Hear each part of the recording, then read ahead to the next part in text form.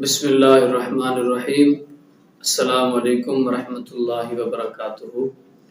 سامعین محترم، ہماری بات چل رہی تھی توبہ کے حوالے سے، اور آج ہم بات کریں گے توبہ کی شرائط کے بارے میں۔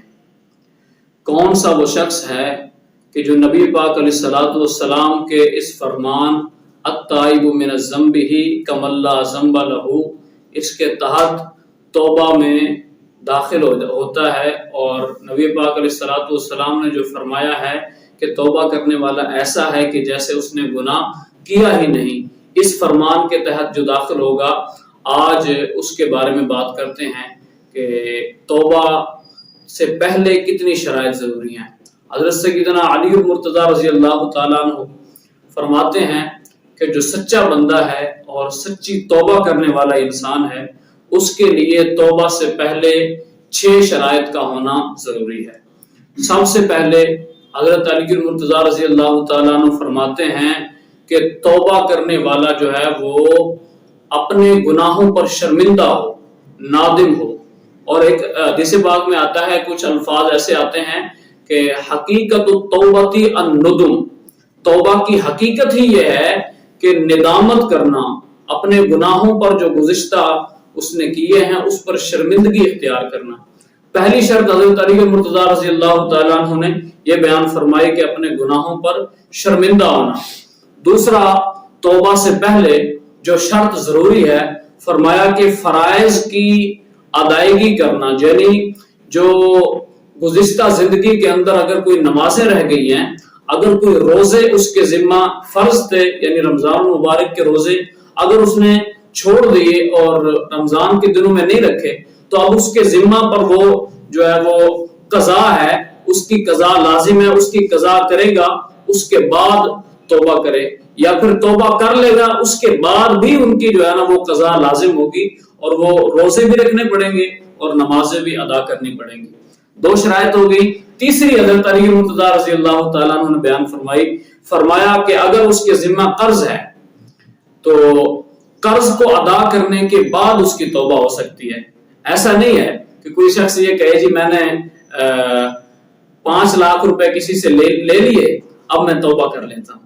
توبہ کرنے سے وہ ادا نہیں ہوں گے، بلکہ اس کو دینے پڑیں گے۔ کوئی کہتا ہے جی میں نے اس سے گاڑی لے لی ہے، اب اس کو گاڑی واپس نہیں کروں گا بلکہ توبہ کر لوں گا، آسان سی بات ہے۔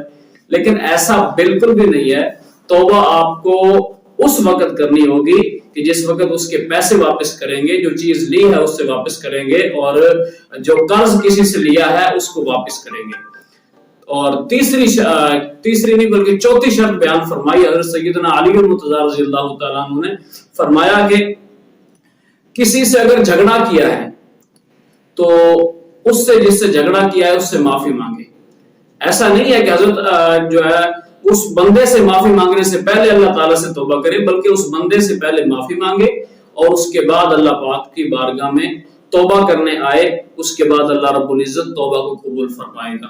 5ویں شرط سیدنا علی المرتضیٰ رضی اللہ تعالیٰ عنہ نے بیان فرمایا کہ توبہ کرنے سے پہلے جس طرح کہ اس نے اللہ رب العزت اور رسول اللہ صلی اللہ علیہ وسلم کی نافرمانی کر کے اپنے نفس کو طاقتور کیا تھا، اب توبہ کرنے کے بعد اس کو کیا کرنا ہوگا؟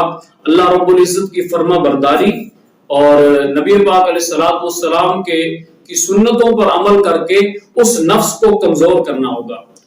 اور 6ٹھی شرط حضرت علی المرتضیٰ رضی اللہ تعالیٰ عنہ نے توبہ کرنے والے کے لیے بیان فرمایا کہ آئندہ گناہ نہ کرنے کا مصمم عزم کرنا۔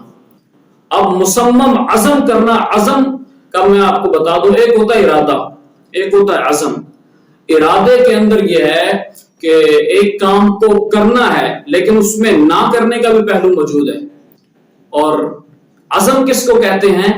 عزم یہ ہے کہ ایک کام کا مصمم عزم کر لیا، اب یہ ہے کہ اس کو نہ کرنے کا پہلو اس میں موجود نہیں ہے۔ اسی کو قرآن پاک میں اللہ پاک نے بیان فرمایا ہے، فَإِذَا عَزَمْتَ فَتَوَكَّلْ عَلَى اللَّهِ، جب تو عزم کر لے، پختہ عزم کر لے تو اس کے بعد اللہ پاک پر بھروسہ کر۔ تو اب یہ شرائط بیان فرمائی تھی سیدنا علی المرتضیٰ رضی اللہ تعالیٰ عنہ نے کہ توبہ سے پہلے یہ چیزیں پائی جائیں گی، اس کے بعد بندہ جو ہے وہ اللہ تعالیٰ کی بارگاہ میں مقبول ہوگا اور اس لائق ہوگا کہ اللہ پاک کے اس کی توبہ کو قبول فرمائے۔ اور نبی پاک علیہ الصلوۃ والسلام کے اس فرمان کی روشنی میں التائب من الذنب کمن لا ذنب لہ، جس شخص نے توبہ کی وہ ایسے ہی ہے کہ جیسے اس نے گناہ کیا ہی نہیں۔ اب یہ تمام چیزیں پائی جائیں گی، اس کے بعد وہ توبہ کرے گا۔ تو جس طرح یہ شرائط ہیں، شرائط اگر پائی جائیں گی تو ہی مشروط پایا جائے گا، شرائط ہوں گی تو توبہ جو ہے وہ اللہ پاک کی بارگاہ میں قبول ہوگی۔ اللہ پاک کی بارگاہ میں دعا ہے کہ خالق کائنات ہمیں ان باتوں پر عمل کی توفیق عطا فرمائے، اور امید ہے کہ آپ کو میری باتیں سمجھ آ گئی ہوں گی۔ اللہ پاک ہم سب کو عمل کی توفیق عطا فرمائے، آمین بجاہ النبی کی آمین۔